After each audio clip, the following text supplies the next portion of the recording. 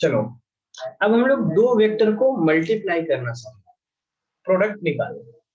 तो प्रोडक्ट हम लोग दो तरीके से निकालते हैं, एक होता है डॉट प्रोडक्ट और दूसरा होता है क्रॉस प्रोडक्ट। तो जो डॉट प्रोडक्ट और क्रॉस प्रोडक्ट, ठीक है ना, दोनों अपना जो रिजल्ट देगा वो डिफरेंट देगा। एक स्केलर रिजल्ट देगा, आउटपुट देगा, दूसरा क्या देगा आपको, वेक्टर आउटपुट देगा। ठीक है ना, तो दोनों सेम नहीं रहेगा। ओके, तो एक एक करके हम लोग पहले किसको पढ़ते हैं, डॉट प्रोडक्ट को पढ़ते हैं। ठीक है, तो व्हाट इज डॉट प्रोडक्ट, ठीक है ना। तो पहले हम लोग नॉर्मली एरो के टर्म में इनको समझते हैं, उसके बाद फिर यूनिट वेक्टर के आई कैप और जे कैप के फॉर्म में इसको समझेंगे। ठीक है, चलो देखो इधर, देखो अगर मान लिया जाए दो वेक्टर हम लोग को दिया हुआ है, एक वेक्टर इधर, ठीक है, दूसरा वेक्टर जो होगा इसका दोनों का टेल कॉन्साइड करता हुआ इस तरीके का, है ना। यहाँ पर इसको हम लोग ले रहे हैं वेक्टर ए और इसको ले रहे हैं क्या, वेक्टर बी। दोनों के बीच का एंगल कितना है हमारा, थीटा है। ठीक है, तो ऐसे सिचुएशन में सबसे पहले डॉट प्रोडक्ट को दिखाने का तरीका क्या होता है, vector A dot vector B, है ना। ए और बी के बीच में ये सिंबल जो रहेगा वो डॉट है। और क्रॉस को दिखाने का तरीका क्या होता है, vector A cross vector B. तो वैसे नॉर्मल मैथमेटिक्स में ये मल्टीप्लाई दोनों सेम होता है, लेकिन वेक्टर के केस में ये दोनों में बहुत अंतर आ जाता है, दोनों में बहुत डिफरेंस आ जाता है। सो नाउ लेट्स मूव कि यहाँ पर रिजल्ट क्या होगा उसके बारे में समझते हैं। Vector A dot vector B बराबर कितना होगा, तो देखो यहाँ पर आपको मैग्नीट्यूड ऑफ वेक्टर ए लिखना है, मैग्नीट्यूड ऑफ वेक्टर बी लिखना है और cos of angle between, simple ये तरीका। अब यहाँ पर जो वैल्यू आएगा वो क्या आएगा, आपको स्केलर आएगा, इसका कोई डायरेक्शन नहीं होगा। ठीक है, मतलब जैसे फॉर एग्जांपल के तौर पे पहले देख लेते हैं कि यहाँ पर देखो, अगर मान लिया जाए 10 है, ये 5 है, ये एंगल 60 डिग्री, तो आपसे पूछा जाएगा कि ए डॉट बी बराबर कितना लिखोगे, तो 10 multiply by 5 into cos 60, that means 25 unit. Simple है ना, इसका कोई डायरेक्शन नहीं होता है। ठीक है, ये आपको बेसिक समझा दिए, है ना। अब इसको, इसका मतलब समझो, ये वेक्टर ए डॉट बी का मतलब A B cos theta, A B cos theta का मतलब क्या होता है उसको समझो। ठीक है, देखो दोनों वेक्टर को हम लोग इस तरीके से दिखा दिए, एक है हमारा वेक्टर ए, दूसरा है हमारे पास वेक्टर बी। अब अगर ये दोनों वेक्टर है, दोनों के बीच में एंगल कितना है, थीटा। ठीक है ना, एक काम करते हैं, थोड़ा सा ध्यान देना, इस तरीके से थोड़ा सा ध्यान देते हैं। अच्छा देखो, vector A dot vector B बराबर हम लोग क्या लिखे थे, A B cos theta. So इसको हम लोग लिख सकते हैं ना, A multiply by B cos theta. अब देखो ये जो वेक्टर बी है उसका वेक्टर ए के अलोंग कितना कंपोनेंट होगा, तो वो कंपोनेंट हो जाएगा तुम्हारा कितना, बी कॉस थीटा। ठीक है, तो इस बी कॉस थीटा में अगर इसके मैग्नीट्यूड से मल्टीप्लाई कर देते तो डॉट प्रोडक्ट हो जाता। समझ में आ गया, तो वो चीज यहां पर दिखाई पड़ रहा है। मतलब ये बी कॉस थीटा क्या है, प्रोजेक्शन या कंपोनेंट, प्रोजेक्शन या component of vector B along vector A, along vector A. ठीक है ना, ये हो गया एक तरफ। दूसरे उसमें क्या होता है, दूसरे उसमें मल्टीप्लाई क्या कर रहे हैं, मैग्नीट्यूड ऑफ वेक्टर ए, और ये हो जाता है आपका ए डॉट बी का वैल्यू। ठीक है, अब उसी तरीके से थोड़ा सा ध्यान देना, हम लोग सेम टाइप ऑफ ट्रायंगल दोबारा से बनाते हैं। ठीक है, एक वेक्टर इधर हो गया, दूसरा वेक्टर हम लोग इधर लेते हैं। ठीक है, अब देखो एक वेक्टर को यहां लिखाते हैं, दूसरे वेक्टर को यहां लिखाते हैं, दोनों के बीच में एंगल थीटा है। अब इस बार थोड़ा रिवर्स काम करते हैं, यहां पर इससे परपेंडिकुलर ऐसे फॉल कराते हैं। ठीक है, यहां पर ये 90 डिग्री। ठीक है, तो फिर इस वेक्टर ए का इधर कंपोनेंट कितना हो जाएगा, ये लेंथ जो होगा वो कितना होगा, तो फिर से ए कॉस थीटा, है ना। तो फिर ए डॉट बी को हम लोग क्या लिख सकते हैं, ए बी कॉस थीटा, और ए बी कॉस थीटा को लिख सकते हैं B multiply by A cos theta. तो यहां पर फिर ये a cos थीटा है क्या, ये हो गया आपका projection of vector a along vector b, ये हो गया आपका एक, दूसरा हो गया magnitude of vector b, magnitude of vector b, तो ये हो जाता है आपका a डॉट b का वैल्यू। ठीक है, a डॉट b का वैल्यू जो निकालते हैं हम लोग, किसी एक वेक्टर का कंपोनेंट कर देते हैं दूसरे वेक्टर के अलावा और उस वेक्टर से सीधा मल्टीप्लाई कर देते हैं, ये इसका रियल मीनिंग हुआ। ठीक है, वैसे कैलकुलेट करने में इसका कोई जरूरत नहीं पड़ेगा, लेकिन फिर भी हम लोग को समझना है। ठीक है, चलो अब हम लोग देखते हैं इसके वैल्यू पे। a डॉट b बराबर क्या होता है, ए बी कॉस थीटा, है ना। अच्छा देखो, when theta equal to 0, cos 0 equal to 1, और cos 0 का 1 वैल्यू जो होता है वो मैक्सिमम होता है। तो ऐसे सिचुएशन में a डॉट b बराबर क्या हो जाएगा, ए बी। दैट मीन्स अगर दो वेक्टर सेम डायरेक्शन में होगा, उस केस में a डॉट b जो होगा वो अपना मैक्सिमम वैल्यू ए बी देगा। ठीक है, अपना मैक्सिमम वैल्यू ए बी देगा। क्यों, क्योंकि दोनों वेक्टर सेम डायरेक्शन में, तो b का कंपोनेंट a की तरफ हो या a के कंपोनेंट b की तरफ, पूरा का पूरा हो जाएगा कुछ, क्योंकि यहाँ पर दोनों सेम लाइन के अलावा। अब उसी में अगर थोड़ा सा चेंज लाते हैं, when theta equal to 90 degree करते हैं। ठीक है ना, जैसे अगर मान लिया जाए एक वेक्टर इधर है, दूसरा वेक्टर इधर है, दोनों के बीच में एंगल कितना, 90 डिग्री। अच्छा आप बताओ कि cos 90 कितना होता है, तो 0 होता है, राइट। तो इसका मतलब a डॉट बी ऐसे केस में क्या हो जाएगा, 0 हो जाएगा। ठीक है ना, तो दो परपेंडिकुलर वेक्टर के केस में जब थीटा इक्वल टू 90 डिग्री रहता है, तो वैसे सिचुएशन में a डॉट बी का वैल्यू क्या मिलता है, 0 मिलता है। ठीक है, अब when theta equal to 180 degree, तो cos 180 डिग्री जो होता है वो कितना होता है, -1, and this is minimum value. तो फिर यहाँ पर जब मिनिमम वैल्यू, तो a डॉट b बराबर क्या हो जाएगा, A B into minus B, यहाँ पर जाएगा माइनस ए बी, फिर ये भी मिनिमम हो जाएगा, राइट। तो आपको ये चीज समझ में आ गया कि कब मैक्सिमम होता है, कब मिनिमम, कब मैक्सिमम होता है, कब मिनिमम होता है, और कब 0 होता है ना। तो डॉट प्रोडक्ट का ये कहानी समझ में आ गया। अब एक और जनरलाइज चीज समझो थोड़ा सा, कि फर्स्ट क्वाड्रेंट में cos थीटा क्या रहता है, पॉजिटिव, सेकेंड क्वाड्रेंट में cos थीटा क्या रहता है, नेगेटिव।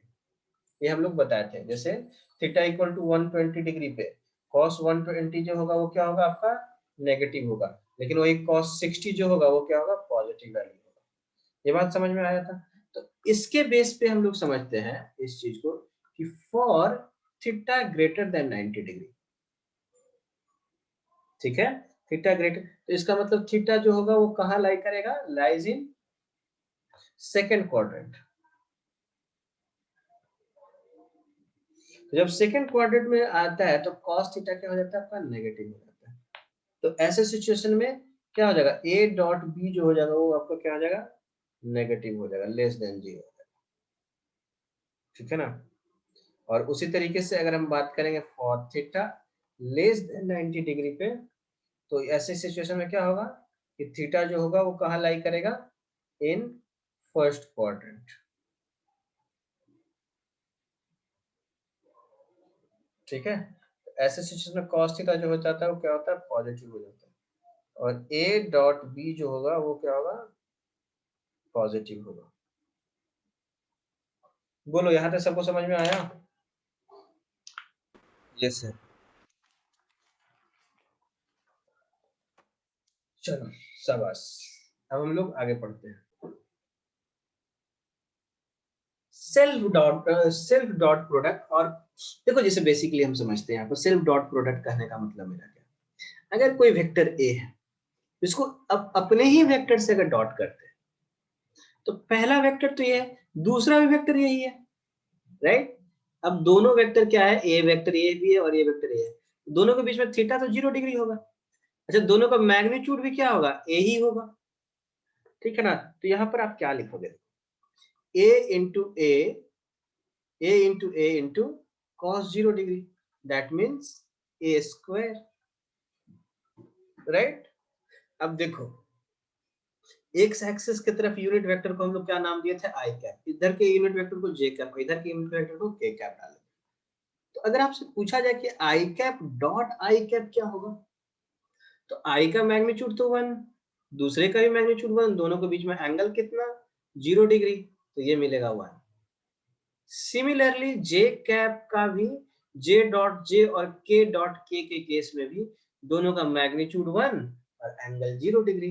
तो यहां से हम लोग को ये समझ में आता है कि self dot product I dot I, J dot J, के डॉट के, इस सब का वैल्यू कितना होता है, 1 के बराबर होता है, ठीक है।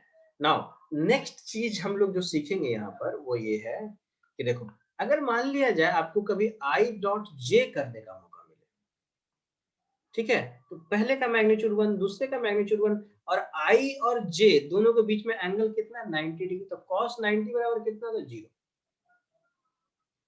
समझ गए, cos 90 क्या हो जाता है आपका, 0 हो जाता है। तो सिमिलर मैनर में जे डॉट के डॉट आई, ये सब के वैल्यू क्या होंगे, 0, क्यों, क्योंकि एंगल कितना है यहाँ पे, 90 डिग्री। तो एक फॉर्मूला और, I dot J, J dot के डॉट आई, ये सारे का वैल्यू कितना होगा, 0 होगा। मतलब यहाँ पर सेम सेम के केस में 1 आता है और बाकी डिफरेंट के केस में 0 आता है। तो ये हम लोग का जो कॉन्सेप्ट है बहुत इंपॉर्टेंट है, आगे आपको बहुत हेल्प करेगा, ठीक है ना। चलो, अब देखो क्या है ना कि ये जो डॉट प्रोडक्ट है वो कुछ कुछ अपने साथ प्रॉपर्टी को होल्ड करता है। क्या प्रॉपर्टी को होल्ड करता है वो देखते हैं, ठीक है। जैसे पहला प्रॉपर्टी तो ये हो गया तुम्हारा कि ए डॉट बी जो होता है वो बी डॉट ए के बराबर होता है ना। तो इस लॉ को क्या कहते हैं हम लोग, कम्यूटेटिव, ठीक है ना, क्योंकि दोनों का वैल्यू कितना होगा, ए बी cos थीटा के बराबर होगा, है ना। दूसरा चीज जिसको हम लोग डिस्ट्रीब्यूटिव कहते हैं, डिस्ट्रीब्यूटिव लॉ। अब ये डिस्ट्रीब्यूटिव लॉ क्या कहता है, तो vector A dot B plus C जो होगा वो क्या होगा कि ए के साथ आप बी को डॉट करिए और ए के साथ आप सी को डॉट करिए, तो इस तरीके से आप बाइफरकेट करते हैं। इसको हम लोग क्या कहते हैं, डिस्ट्रीब्यूटिव लॉ। क्लियर है चीज,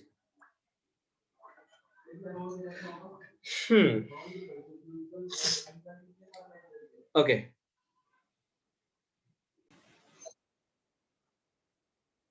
dot product in Cartesian form, इसको समझते हैं थोड़ा सा। जैसे अगर मान लिया जाए ए जो है वो आई कैप जे कैप के फॉर्म में दे दिया जाए इस तरीके से, और दूसरा वेक्टर जो है वो भी आपको इस तरीके से दे दिया जाए, B X I cap, B Y J cap, B Z K cap.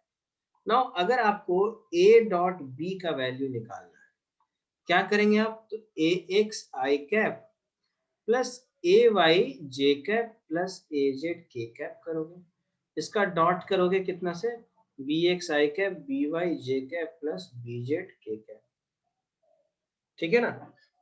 अब देखो एक चीज समझना यहाँ पर, डायरेक्ट शॉर्टकट में बताता हूँ, आई वाले को अगर आई के साथ मल्टीप्लाई करोगे तो 1 मिलेगा, लेकिन अगर आई को तुम जे के साथ मल्टीप्लाई करोगे, इस आई को अगर तुम जे के साथ मल्टीप्लाई करोगे तो 0 मिलेगा, दोनों के बीच में एंगल क्या हो जाएगा, 90 डिग्री। आई को अगर के साथ मल्टीप्लाई करोगे तो 0 मिलेगा, क्योंकि दोनों के बीच में एंगल कितना, 90 डिग्री। उसी तरीके से जे की अगर हम बात करेंगे तो आई के साथ मल्टीप्लाई करने में 0 मिलेगा, और इसको यहाँ इससे मल्टीप्लाई करने में भी 0 मिलेगा, ठीक है ना। And same is the case with के कैप ऑल्सो।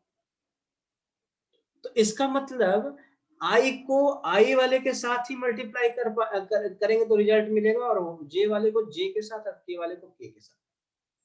तो यहाँ पर a dot B is equal to, यहाँ पर A X I cap dot B X I cap plus A Y J cap dot B Y J cap, और यहाँ पर A Z K cap dot B Z K cap, ये रहेगा। अब देखो इन दोनों को अगर जब डॉट करो तो पहले का मैग्नीट्यूड ए एक्स, दूसरे का मैग्नीट्यूड बी एक्स, दोनों के बीच में एंगल 0 डिग्री, तो इतना ही बचेगा, cos 0 0 हो जाता है, सॉरी cos 0 1 हो जाता है। यहाँ पर अगर दोनों का मैग्नीट्यूड की बात करें तो ए वाई बी वाई, यहाँ पर क्या होगा ए जेड बी जेड, ठीक है। तो ए डॉट बी बराबर क्या हो जाएगा, ए एक्स बी एक्स, ए वाई बी वाई, ए जेड बी जेड। ये काफी सिंपल फॉर्मूला हो जाता है, ठीक है। अब देखो इसका एप्लीकेशन तो बहुत ही इजी है, इसमें कैलकुलेशन करने में टाइम भी नहीं लगेगा। जैसे अगर मान लिया जाए फॉर एग्जांपल पहला क्वेश्चन ले लेते हैं, 4i cap plus 2j cap plus k cap, है ना। Vector b is equal to 3i cap plus 4j cap plus 5k cap. अगर आपसे पूछा जाए a डॉट b निकालना, क्या करोगे, इन दोनों को मल्टीप्लाई करोगे, क्या होगा 4 गुने 3, प्लस इन दोनों को मल्टीप्लाई करोगे 2 गुने 4, प्लस इन दोनों को मल्टीप्लाई करोगे, ठीक है। अगर इन दोनों को मल्टीप्लाई करोगे तो कितना होगा 1 इंटू 5, कितना हो जाएगा 12 प्लस 8 प्लस 5 25। सिंपल, इजी है ना। दूसरा अगर क्वेश्चन हम बात करते हैं, दूसरा क्वेश्चन कुछ उसी तरीके का रखते हैं, थोड़ा सा इसमें माइनस साइन भी इंक्लूड करते हैं, -4i cap plus 3j cap minus k cap.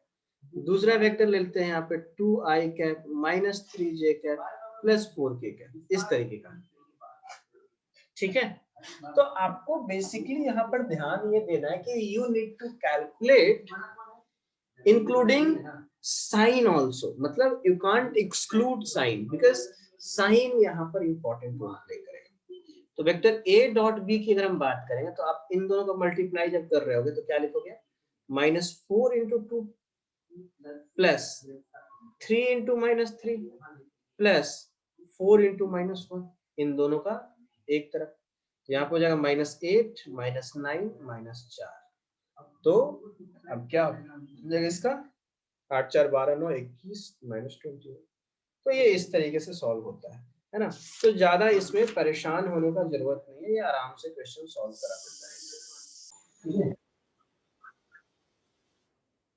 Application of dot product, कि इस डॉट प्रोडक्ट का यूज हम लोग करते कहाँ पर, तो देखो ये सबसे आसान तरीका प्रोवाइड करता है दो वेक्टर के बीच का एंगल निकालने का, ठीक है ना। सबसे आसान तरीका यही हमें मिलता है इसी के थ्रू, कि to find angle between two given vector, ठीक है, angle between two given vectors, ठीक है ना। देखो कैसे काम करते हैं, अगर मान लिया जाए यहाँ पर a वेक्टर है और b वेक्टर है, ठीक है, और आपसे एंगल पूछ रहा है तो कैसे निकालोगे, तो a dot b is equal to होता है क्या, a वेक्टर का मॉड वेक्टर b का मॉड इनटू cos थीटा। तो यहाँ से cos theta is equal to क्या हो जाएगा, mod of vector a dot mod of vector b, और यहाँ पर mod of a mod of b। तो देखो यहाँ पर तुमको बहुत सिंपल टाइप का लग रहा होगा, इसमें समझ नहीं आ पा रहा होगा कि ये एग्जैक्टली हो क्या रहा है, ऊपर में भी मल्टीप्लाई कर रहे हैं नीचे में भी मल्टीप्लाई कर रहे हैं, तो फिर एग्जैक्ट सिचुएशन है क्या है।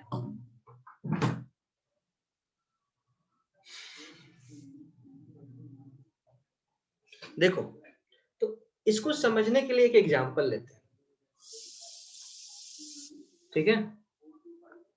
आपसे पूछा जाए कि फाइंड एंगल बिटवीन, दोनों जो वेक्टर होना चाहिए वो आई कैप जे कैप के फॉर्म में प्रेजेंटेड होना चाहिए। Find angle between vector A बराबर कितना ले लेते हैं, कुछ भी ले लो आप एज सच अपने मन से, ठीक है। जैसे आप 4i cap plus 4j cap ले लीजिए, एंड दूसरा वेक्टर जो हो गया वेक्टर v, उसको आप अपने मन से कुछ भी ले सकते हो, 2i cap minus 3j cap, ऐसे ले लेंगे, ठीक है ना। अब दोनों के बीच में एंगल अगर निकालना तो क्या करेंगे हम लोग, तो सबसे पहले आपको a डॉट b निकालना, मतलब 4 का 2 के साथ मल्टीप्लाई करो 8 मिला, इस 4 को 3 के साथ मल्टीप्लाई करो कितना मिला 12, तो -12 कितना हो गया -4। ये क्लियर है। नाउ अब उसके बाद हम लोग को ये निकालना है मॉड ऑफ ए, तो मॉड ऑफ वेक्टर ए कैसे निकालते हैं, तो इसका हम लोग को स्क्वायर में ले जाते हैं, 4 स्क्वायर प्लस 4 स्क्वायर कितना मिलेगा यहाँ पर 4 रूट, ठीक है। उसी तरीके से मॉड ऑफ बी निकालना पड़ेगा, तो मॉड ऑफ बी बराबर कितना हो जाएगा 2 का स्क्वायर प्लस 3 का स्क्वायर, दैट मीन्स कितना हो जाता है यहाँ पर 4 और 2 9 4 13 तो रूट ओवर 13। तो आप यहाँ पर cos theta is equal to क्या लिखे थे, a dot B divided by mod of vector a mod of vector b। तो a डॉट b बराबर कितना हो गया -4, यहाँ पर नीचे क्या लिखेंगे 4 रूट 2 इंटू रूट 13, ठीक है। So now this is the, यहाँ पर cos थीटा का वैल्यू आ गया ना, अब यहाँ पर आप आराम से थीटा का वैल्यू निकाल सकते हो। ये तो कुछ ऐसे ही रैंडम क्वेश्चन ले लिए, लेकिन अदरवाइज जो आपके एग्जाम में मैक्सिमम क्वेश्चन आएगा वो ज्यादा ज्यादा डिफिकल्ट नहीं आएगा, फ्रैक्शन जो लास्ट में है जो भी है। आपको तरीका समझ आया कि कैसे दो वेक्टर के बीच में एंगल निकाला जाता है, हैं?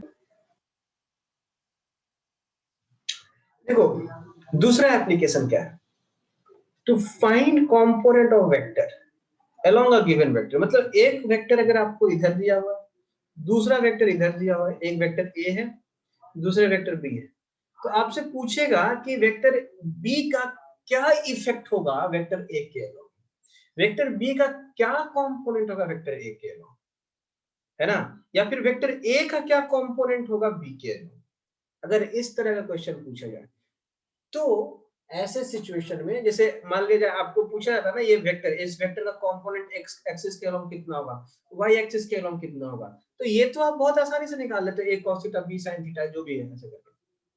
लेकिन किसी पर्टिकुलर कोऑर्डिनेट एक्सिस के अलोंग ना पूछ करके किसी वेक्टर के अलावा अगर आपसे पूछ दिया जाए तो क्या करेंगे, तो उस केस में आपको डॉट प्रोडक्ट का कॉन्सेप्ट इस्तेमाल करना। कैसे वो देखो, जैसे अगर मान लिया जाए यहाँ पर एंगल थीटा है, तो इधर कंपोनेंट कितना मिलेगा आपको b cos थीटा, ठीक है। तो इसको समझो आप लोग, a dot b is equal to क्या मिला ab cos theta, so b cos theta is equal to कितना होगा a dot b divided by mod of vector a, ठीक है ना। अब इसको हम लोग कैसे लिख सकते हैं, ऐसे लिख सकते हैं vector a divided by mod of vector a dot vector b, मतलब क्या यहाँ पर a कैप डॉट b, ठीक है, ये आ जाएगा आपका b cos थीटा, और ये b cos थीटा क्या हो जाएगा आपका कि component of vector b along vector a, ठीक है। a के अलोंग b का क्या कंपोनेंट होगा ये पूछ, component of b along vector a, ठीक है। अब इसको थोड़ा सा और इसको सिंपलीफाई वे में करके समझते हैं कैसे इसको कर सकते हैं। देखो जिसके अलोंग पूछ रहा है, ठीक है ना, हम लोग बेसिकली क्या करते थे कि b cos theta multiply by magnitude of a, अगर हम इसी को 1 कर दिए, इसी को अगर 1 कर दिए तो फिर पूरा का पूरा b cos थीटा ही बच गया ना, तो उसको 1 कैसे किए, तो देखो वेक्टर a को हम यूनिट वेक्टर में कन्वर्ट कर दिए, ठीक है ना। तो जिस वेक्टर के अलोंग कंपोनेंट निकालना है उसको 1 बना दो, जिसके अलोंग निकालना है उसको क्या बना दो 1, बस। जैसे फॉर एग्जांपल एक क्वेश्चन ले लेते, ठीक है। क्वेश्चन ये है find component of i cap plus j cap along 3i cap plus 4j cap, simple. तो इसको हम लोग एक वेक्टर मानेंगे, इसको हम लोग क्या मानेंगे बी वेक्टर। सो इस केस में हम लोग को सबसे पहले तो बी कैप निकालना पड़ेगा, क्योंकि इस वेक्टर के अलोंग हम लोग काम कर रहे हैं, मतलब एक निकालना है, तो यहाँ पर क्या करेंगे बी कैप, तो बी कैप बराबर कितना हो जाएगा तुम्हारा, तो 3i cap plus 4j cap, और इसका मैग्नीट्यूड होता है 5, 3 स्क्वायर प्लस 4 स्क्वायर 5, ठीक है। सो आपको सिंपल ये करना है कि a vector dot B cap, और ये किस चीज का वैल्यू मिलेगा आपको a cos थीटा का वैल्यू, समझ गए। तो अब आप लोगों को क्या कर लेना है i cap plus j cap dot 3/5 i cap plus 4/5 j cap. अब हम लोग को 3/5 प्लस 4/5 दैट इज 7/5। तो इतना कंपोनेंट हो जाता है। समझ में आ गया आप लोग को ये? तो अगर कोई बॉडी है, ठीक है, उस पे फोर्स लगा रहे हैं, ठीक है ना, फोर्स लगा रहे हैं, तो ये बॉडी जरूरी नहीं कि फोर्स के अलोंग ही मूव करे। जैसे अगर हॉरिजॉन्टल सरफेस ये है, तो हॉरिजॉन्टल सरफेस के अलोंग बॉडी मूव कर रहा है, तो थोड़ी देर के बाद इस फोर्स के लगने की वजह से डिस्प्लेसमेंट इतना होता है। कितना डिस्प्लेसमेंट? इतना। तो पूछा जाएगा कि इस फोर्स के ड्यू टू वर्क डन कितना हुआ। तो उस work done by this force is, ठीक है, यहाँ पर वर्क डन का फॉर्मूला क्या होता है? F dot D, dot product of force and displacement. ठीक है, तो ये हो जाएगा आपका work done by force F during displacement of body by इस वेक्टर से। ठीक है ना, ये चीज है। अब इसमें भी तुम देख लो, अगर थीटा 0 डिग्री हुआ तो वर्क डन क्या हो जाएगा तुम्हारा? एफ डी हो जाएगा। थीटा इक्वल टू अगर 180 डिग्री था हुआ तो वर्क क्या हो जाएगा आपका? माइनस एफ डी हो जाएगा, नेगेटिव वर्क हो जाएगा। और अगर थीटा का वैल्यू 90 डिग्री हुआ तो ऐसे केस में वर्क डन कितना हो जाएगा? 0 हो जाएगा। ठीक है, वैसे वर्क का यूनिट क्या होता है? ऐसा यूनिट अगर बात करेंगे, ऐसा यूनिट ऑफ वर्क, तो वो होता है आपका जूल। ठीक है, चलो अब हम लोग थोड़ा सा इससे रिलेटेड क्वेश्चंस भी देख लेते हैं कि किस तरह के क्वेश्चन एग्जैक्टली आपको मिलेगा। ठीक है, अच्छा देखो थोड़ा सा और हम लोग पढ़ लेते हैं, पावर को भी समझ लेते हैं। पावर भी उसी तरीके का चीज है, तो इसका भी एग्जांपल दोनों को मिलाकर के एक साथ कर रहे हैं। ठीक, जैसे अगर मान लिया जाए कोई बॉडी है, उस पे फोर्स लग रहा है F, और फोर्स के लगने की वजह से उसमें वेलोसिटी कितना आ गया? V। ठीक है, दोनों के बीच में एंगल थीटा। तो यहाँ पर पावर इज इक्वल टू क्या हो जाएगा? Power due to this force is F dot V। वैसे ये पावर क्या होता है? Rate of doing work. ठीक है, ये बात हम सब लोगों को पता है, रेट ऑफ डूइंग वर्क मतलब वर्क डिवाइडेड बाय टाइम। तो वर्क क्या था? एफ डॉट डिस्प्लेसमेंट बटा टाइम। तो फोर्स तो एज इट इज रहेगा, डिस्प्लेसमेंट जो होगा वो टाइम के साथ बदल रहा होगा। अब डिस्प्लेसमेंट बटा टाइम क्या हो जाता है आपका? वेलोसिटी। तो ये इस तरीके का सिचुएशन। ठीक है, तो देखो बेसिकली क्वेश्चन आपको किस तरीके से दिया जाएगा, है ना, समझना। एक तो सिंपल दे दिया जाएगा क्वेश्चन, फर्स्ट लेवल का क्वेश्चन तो दे देगा ऐसे कि अगर मान लिया जाए F is equal to 2i cap plus 3j cap and displacement is equal to 2i cap minus 4j cap, find work। ठीक है, तो ये चीज आपको करना बहुत आसानी से आता है। 2 इंटू 2 माइनस 3 इंटू 4, तो 4 माइनस 12, तो माइनस 8 जूल हो जाएगा। तो ये अगर मान लिया जाए, अगर ये आपका न्यूटन में हो और ये अगर आपका मीटर में हो, तो रिजल्ट आपको जूल में मिलेगा। लेकिन कभी कभी क्वेश्चन जो है ना वो इस तरीके से सर पूछे। सर हाँ